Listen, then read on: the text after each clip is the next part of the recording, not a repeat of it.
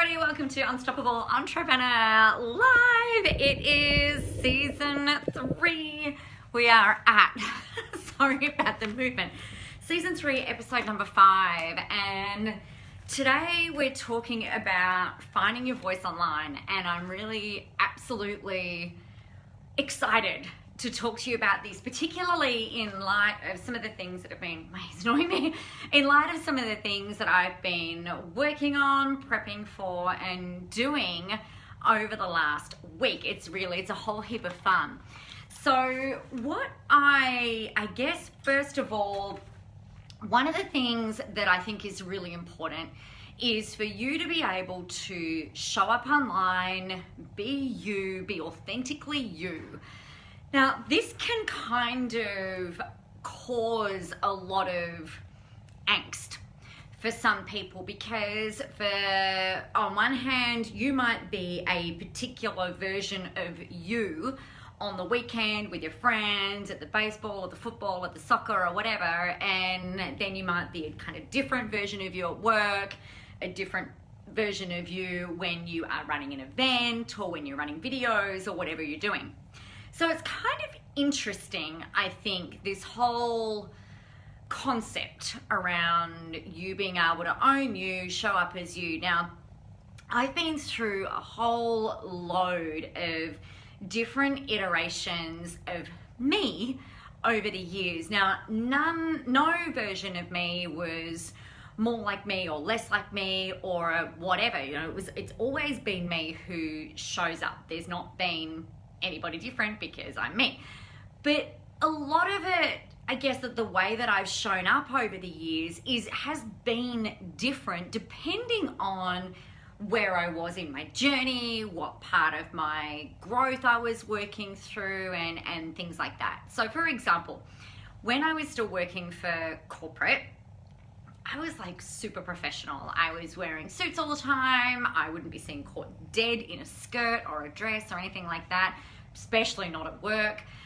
There was just no way. I was still kind of feminine and stuff, but really a big part of my identity was around results, being driven, being motivated, being very masculine in the way that I approached what I was doing. Good morning, Joe. Lovely to see you.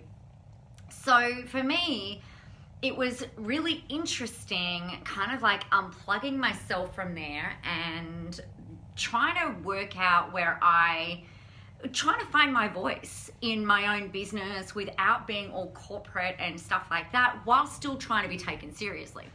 So, because that was something that I really wanted. So I thought, we're talking 2010, I thought back then that in order for me to be taken seriously, I needed to be really, very serious. So a lot of the way that I spoke, the way that I presented, the way that I delivered was pretty super straight, kind of boring and really professional, because that's how I thought that I needed to be.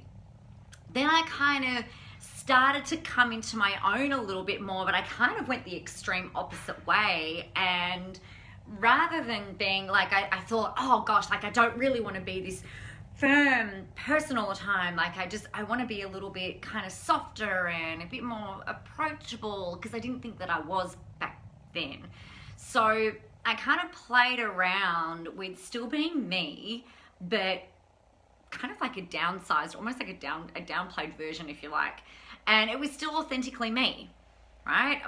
The way that I spoke was different. I had shorter hair that I used to curl all the time, and my nickname back then was Tinkerbell, not just because of how I looked. I mean, I'm short and blonde, but a lot of it was based around the way that I spoke, the way that I delivered, and things like that. So it was a lot more gently.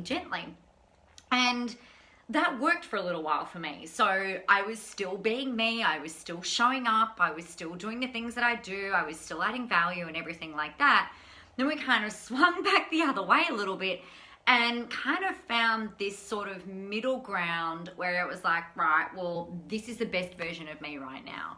And this is how I can best show up. And this is the way that I can speak the best that I can. And I guess part of that and how this will help you is around you really coming into your own, developing your confidence and knowing that you are still being an authentic version of you if you're getting out there and you're speaking the truth based on your experience in that moment. So an example of this, I guess, where an example of this could be, I had a lady that I worked with for quite some time, and she used to say that, I'm showing up and I'm being the authentic version of me, which could sometimes be a bit brash, a bit crass, and she would be like that in some various different environments. And to me, like, one of the things that she said, well, I'm just being the authentic version of me and I'm not going to be someone that I'm not. There are different ways of showing up with different applications, right? You can still be you in a business setting. You can still be you when you're at your kid's sport. You can still be you when you're talking to the guy that's putting up my curtains at the moment. You know, you can still be the authentic version of you without being, you know, you've got to think about how on the platform that you're showing up in, or the environment that you're showing up in, and being respectful of that. So a lot of this comes with confidence. And so when I transitioned from those types of things, the next kind of iteration of me was a whole lot more fun. I was playing, and really interestingly, that's when my business has been the most successful. The most successful marketing that I've put out has been when I've been having a bit of fun and still being kind of like serious and results driven, but really being a little bit more entertaining, I suppose, for my version of entertaining, rather than trying to be someone that I'm not. Now, what's also been really interesting over the course of the last, kind of 6 to 8 months, I've been really questioning what I want to do. Is this what I want to keep doing? Do I still want to run my business? Do I want to put all the time, the money, the energy, the effort into building this thing again? Because, some of you have heard I had to basically scale it right back for about 2 years, purposefully scale it right back. And it's almost like I feel like I'm right back in startup mode, trying to rebuild foundations, trying to get all of this other stuff happening and trying to ramp it all back up again. And it's taken longer than what I wanted. And it's actually really frustrating. But part of that has made me question, well, is this what I really want? And some of the different people that I've had around me have really been trying to kind of steer me in a way that has me showing up as being very professional, and kind of like almost getting back into that place where I was, right back when I started. And I don't want that. Like, it doesn't work for me. It doesn't feel natural. And hey, Nicole, great to see you. Thanks for commenting. Thanks for letting me know you're on. So I guess where I'm going with this is that, I can still be, sorry, my hair was annoying me. I can still show up and be like in a particular environment. I can show up, be very professional, be very corporate, because I'm respectful of the environment and of the people that I'm talking to. And then there's other places where we can have a whole lot of fun and relax and things like that. So I guess what I really wanted to speak with you guys about today is how to find that voice, that resonance for you. I need to pick up my notes. For you with where you are right now. So the big thing that we know is that, number one, life is really fucking short, right? Life is really short, and ain't nobody got time to try and be someone that you're not. So if you are someone who is really very professional and measured and things like that in the way that you deliver and the way that you speak, please, for the love of God, don't try to get on. Morning, Bonnie. Please don't try to get on and be kind of like flippant and jovial and, chilled out. Like, just deliver in the way that if you're sitting there thinking or going, okay, where am I the most confident? How am I the most confident speaking? Now, you might not be confident right now, but how can you be the most confident version of you that you can be when you're delivering and when you're speaking a message? Okay, you don't have to be a beautifully polished and professional speaker in order for you to be able to deliver a clear and concise message. You don't have to be the best storyteller in the world in order for you to get your voice across and get your message across. It's about you showing up in the best way that you can. So some of the things that have helped me with going through this and have helped clients going through this kind of stuff and trying to find your voice is really to just start. Now, I know that that can be a little bit scary, whether it's a Facebook Live or whether it's around the posts that you put up. We need to create some time and space in order for you to practice this. Because without practice, without screwing it up, without drawing that line and then stepping over that line, you kind of can't work out how to calibrate. I hope that makes sense. Let me know if that makes sense. So in order for you to really, I guess, like grow that confidence, in order for you to find your voice, we've got to start practicing. And some of you are going to be better placed to turn on the camera and to start talking. Now, that doesn't mean you have to launch straight into Facebook Lives and start doing, half-hour long shows every week or anything like that. You might just start with putting your camera on, turning the video function on, and practice talking to your camera, right? Before you actually get out and start talking to an audience. If you think about it, if you want to put on a workshop and you're going to open that workshop with a story, you don't just kind of like front up the workshop and go like, oh shit, what am I going to say? You've usually got your curriculum sorted, or you've got the content sorted, you've got your stories mapped out, you know the activities they're going to do, you've done that prep work. So it's really important that you're not putting unfair expectations on yourself, that you're just going to be able to turn up, front up, press go, and then blah, blah, blah, blah, start speaking. Okay, so do some of the prep work. One of the other things that's really helped for me is going, all right, if I had 1 year left to live, now touch wood that that's not the case, but if I had 1 year left to live, what would I be doing? How would I be, and we still want to work because we still want to contribute, we still want to market because there's still people that we want to help and impact and motivate and inspire and educate, yeah? So if you've got 1 year left to live and you've got all this other stuff that you want to do, what would you be thinking about? And I can pretty much guarantee you that you're not going to be sitting there thinking, oh, I wonder what everybody's going to think of me.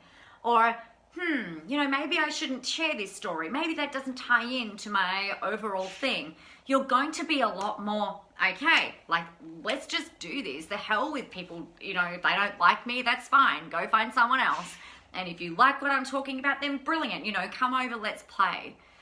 So it really helps to get you into that mindset around going, all right, well, I'm just going to start showing up and I'm just going to start helping my people. I'm going to start helping my audience. I'm going to start sharing my experiences, your knowledge, and some of the education that you can give. Another really interesting thing that I think that you guys can do when you're trying to find your voice. Now, when I'm saying find your voice, it's not about literally trying to find your voice, right? It's about trying to work out how to communicate with your audience. We've got to think about what their problems are.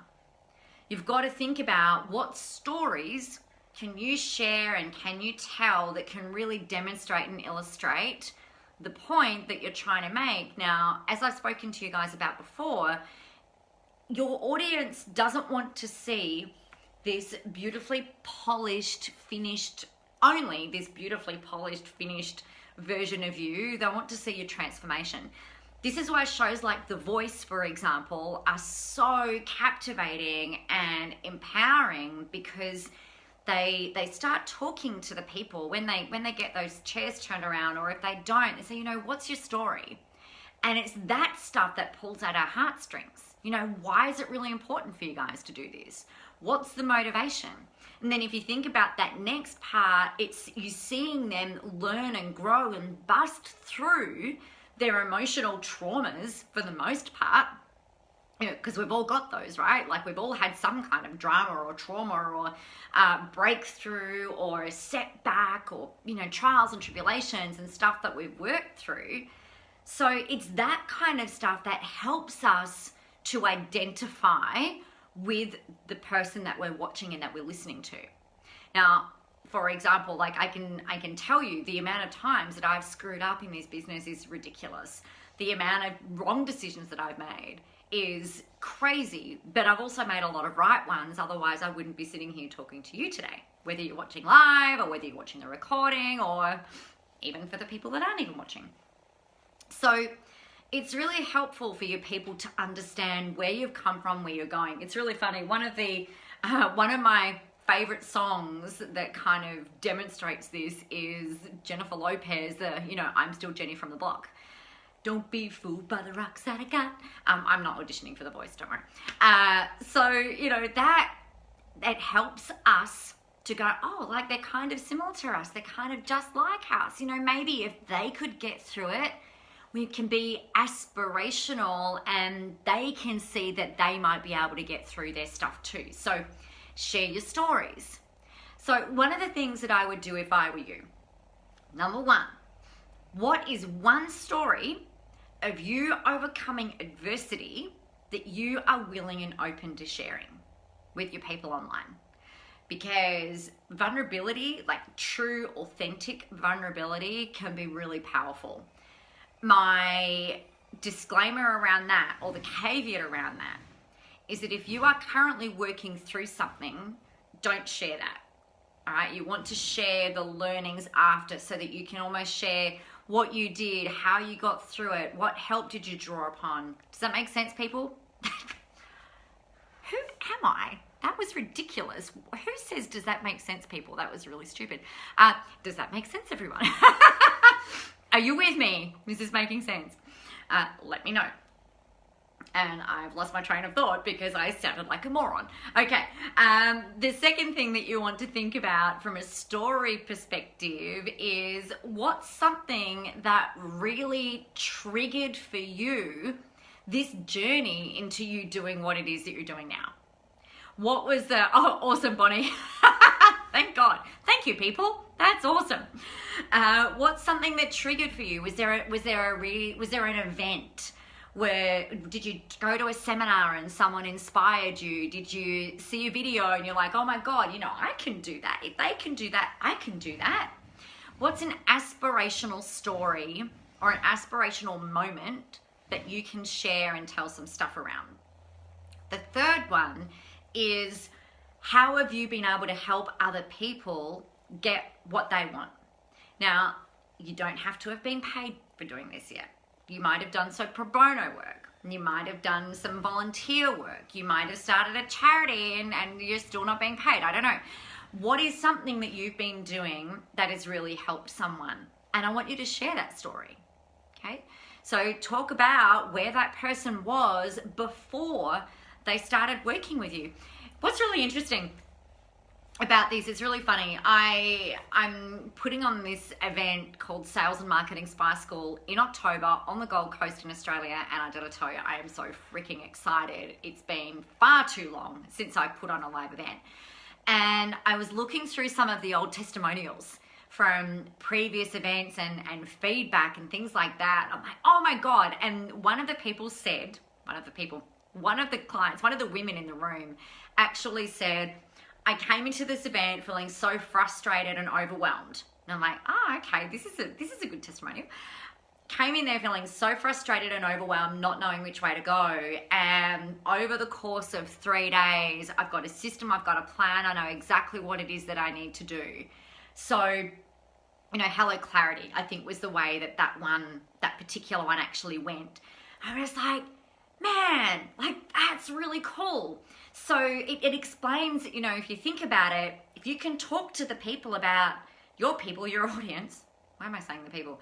If you can talk to your audience around that kind of thing, how were they feeling before they started working with you?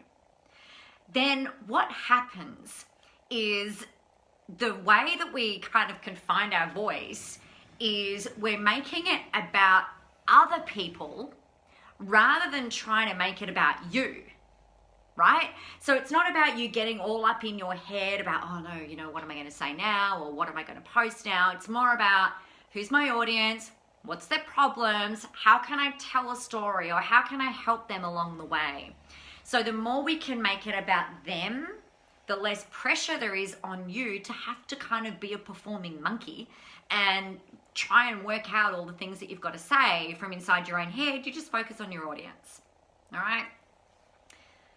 The best thing that I can tell you though is that you may, or one of the other things that you may find, you might cop a little bit of flack from your peers, from people around you, from your friends, from your family, around how you show up online.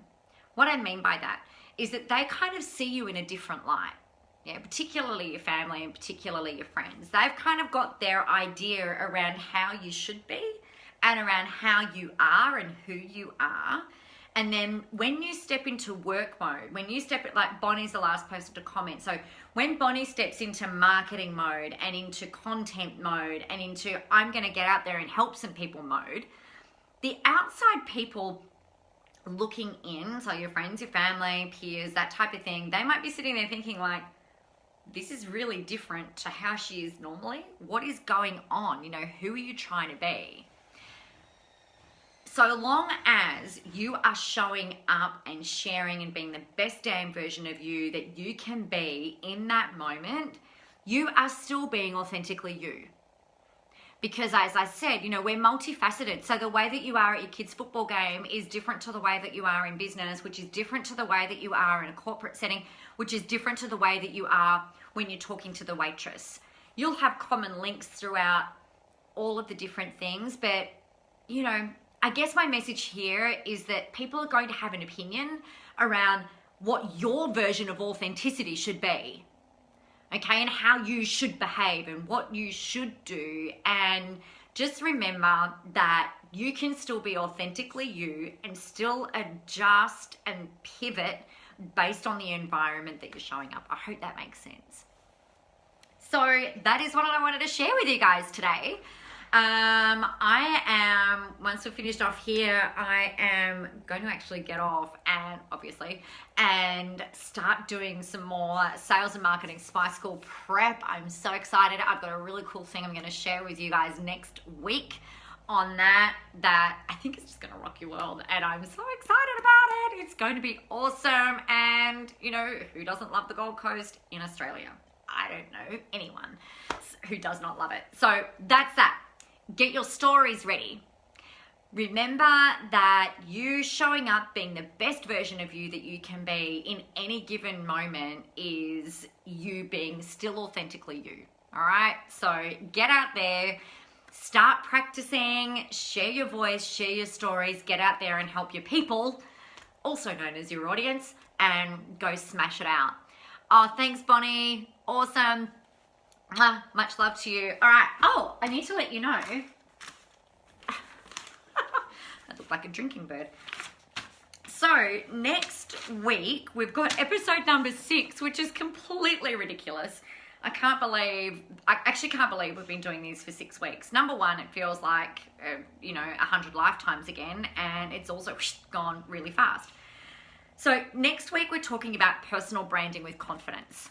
And this is something that I've been talking about since 2010, and I love the shit out of it the same way that I love all of the stuff that I talk about. It's really funny.